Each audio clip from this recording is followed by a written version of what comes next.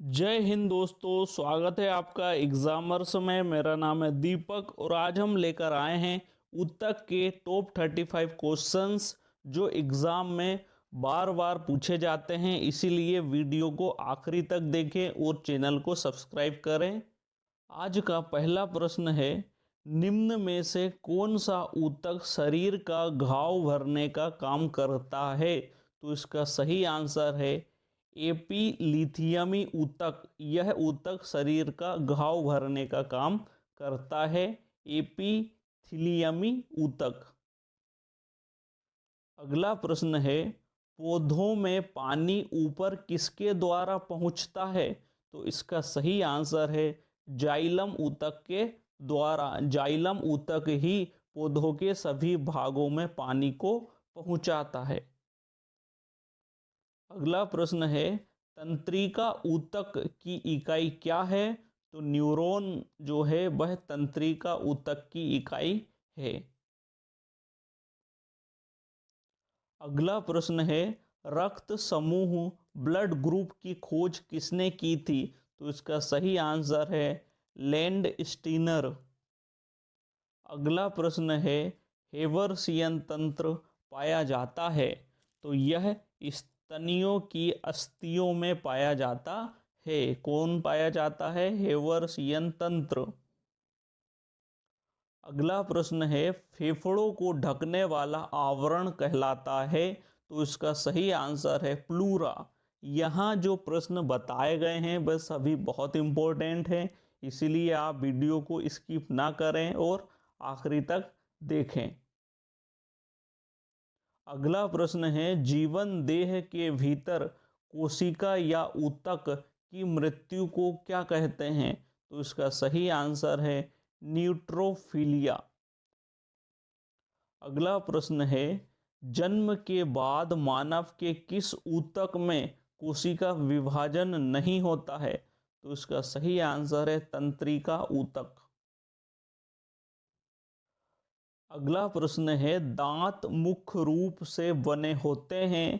तो दांत डेंटाइन के बने होते हैं और दांत का जो ऊपरी भाग होता है वह एनामिल से बना होता है। जो दांत का शिखर भाग होता है वह एनामिल से बना होता है और दांत मुख्य रूप से डेंटाइन का बना होता है।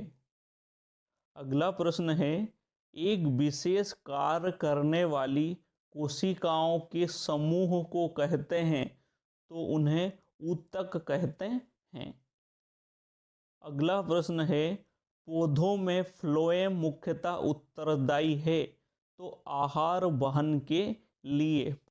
पौधों में फ्लोएम का कार्य होता है कि वह खाने को पौधों के हर भाग तक पहुंचाता है, यही कार्य होता है फ्लोएम का। अगला प्रश्न है, मनुष्य की लाल रक्त कोशिकाओं का जीवन काल कितना होता है? तो इसका सही आंसर है 120 दिन। अगला प्रश्न है, पेड़ व पौधों की खाना तैयार करने की प्रक्रिया कहलाती है? तो उसे बोला जाता है फोटोसिंथेसिस। फोटोसिंथेसिस प्रक्रिया के द्वारा ही पेड़ पौधों में भोजन बनता है, जिसे हिंदी में प्रकाश संश्लेषण कहा जाता है। अगला प्रश्न है, मानव त्वचा का सबसे बाहरी हिस्सा क्या कहलाता है? तो इसका सही आंसर है एपिडर्मिस।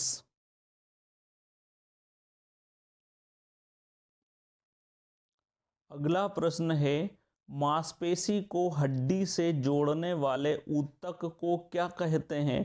तो इसका सही आंसर है टेंडन। जो मांसपेशी को हड्डी से जोड़ता है उसे टेंडन ऊतक कहते हैं। अगला प्रश्न है, रक्त ब्लड है तो यह क्या है? एक संयोजी ऊतक है। ब्लड एक संयोजी ऊतक है। अगला प्रश्न है, मानव रक्त के पीएच का अनुमानित मान क्या है? तो इसका सही आंसर है 7.4 ग्राम। अगला प्रश्न है, एक वयस्क पुरुष के लिए सामान्यतः हीमोग्लोबिन की मात्रा प्रति 100 ml रक्त कितना होता है? तो इसका सही आंसर है 14.5 ग्राम।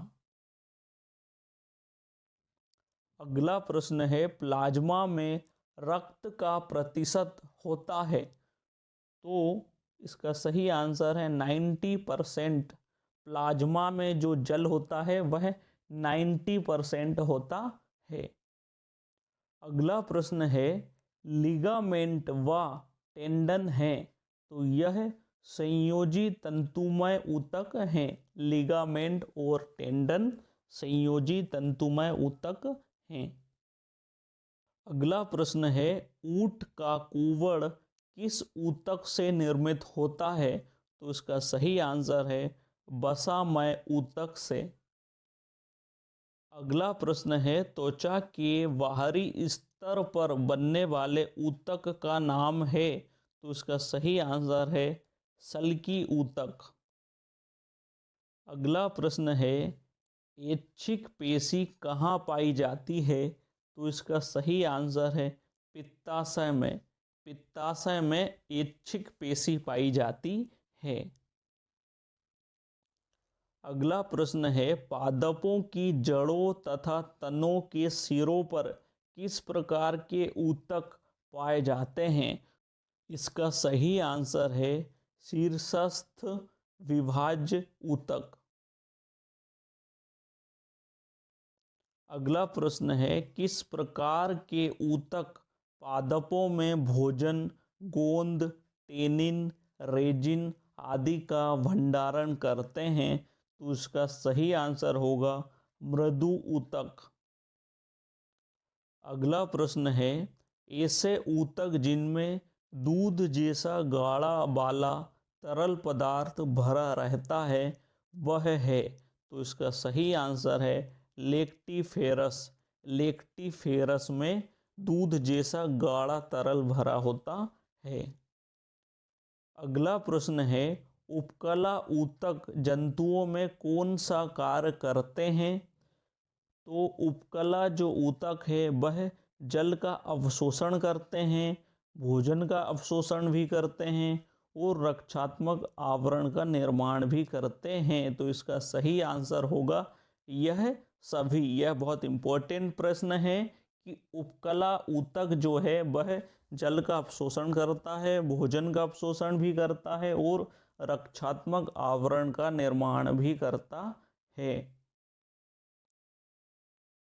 अगला प्रश्न है, वह ऊतक जिसका निर्माण भ्रूणी मध्य स्तर मेसोडर्म में होता है क्या कहलाता है? तो इसका सही आंसर है संयोजी ऊतक।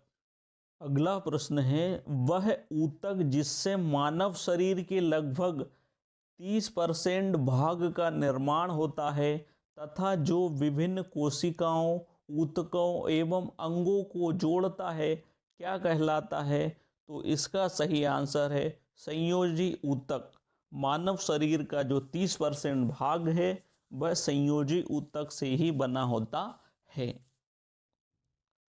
अगला प्रश्न है, रुधिर एवं लसिका किस प्रकार के ऊतक हैं?